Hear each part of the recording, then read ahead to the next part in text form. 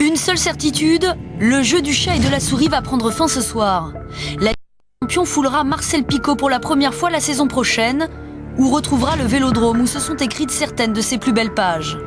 À 20h45, c'est le coup d'envoi, Nancy est 3e, Marseille 4e. 20h52, première bascule. Mamadou Niang, servi par Nasri, surprend Stéphane Cassard, le gardien de Strasbourg, dans un angle improbable et envoie l'OM en Ligue des Champions. Une poignée de secondes plus tard, à quelques centaines de kilomètres face à Rennes, Chris Malonga lui renvoie l'appareil sur un centre d'Issardia. 20h53, deuxième bascule. Nancy conserve son point d'avance sur Marseille et son destin chez les Grands d'Europe. Au Vélodrome, les Strasbourgeois viennent en aide à leurs voisins lorrains. 20h56, Fanchon profite d'une mauvaise sortie de Steve Mandanda pour égaliser et asseoir un peu plus l'avance nancéenne. Moins de 10 minutes plus tard, Gamero double la mise. Les Marseillais se seraient-ils vus trop beau, trop vite? Ou serait-ce plutôt les supporters nancéens qui déploient au même instant à Marcel Picaud une banderole sans équivoque? 21h17, premier avertissement pour ces mêmes supporters.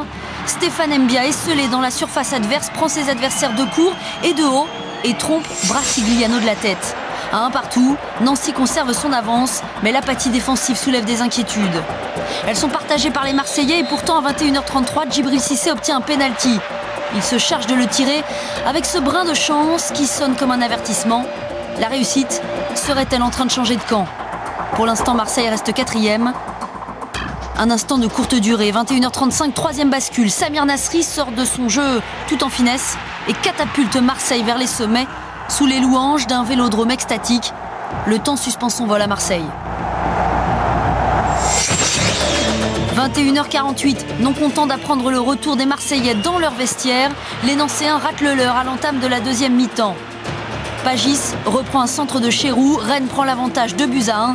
Nancy commence à tanguer dangereusement, mais s'accroche au bastingage. 21h55, soit 7 minutes plus tard, Jonathan Brison et André-Louis de la Tête maintiennent la SNL à la surface. De partout, Pablo Correa ne tient plus en place, la guerre des nerfs a commencé. Et Nancy va craquer le premier. Pagis, encore lui, froid comme un glaçon, conclut une offensive amorcée par Briand. La défense lorraine est aux abois. En redonnant l'avantage aux Bretons 3-2 à l'heure de jeu, Pagis à lui tout seul assomme une équipe, un staff, un stade. Fallait-il perdre tout espoir pour que le sort s'en mêle encore?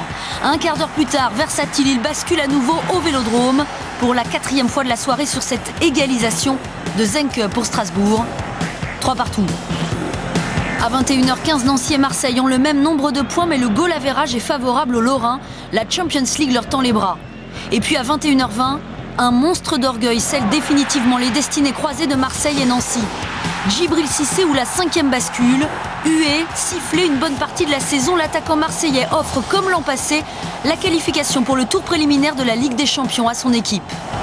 C'est un petit miracle, parce que ça n'arrive quand même pas souvent qu'une équipe qui est 19e, qui à un moment donné, à la fin du championnat, se trouve sur la 3e place. On n'a que ce qu'on mérite et c'est vrai que ce soir, on a un peu tout gâché, même si, comme j'ai dit, la saison reste belle. C'est dommage. Dommage pour Nancy dont la régularité n'aura pas été récompensée. Miraculeux pour Marseille et pour Éric Guéret qui a redonné un souffle et une âme à son équipe. Un souffle, une âme, 2 armes indispensables en Ligue des Champions.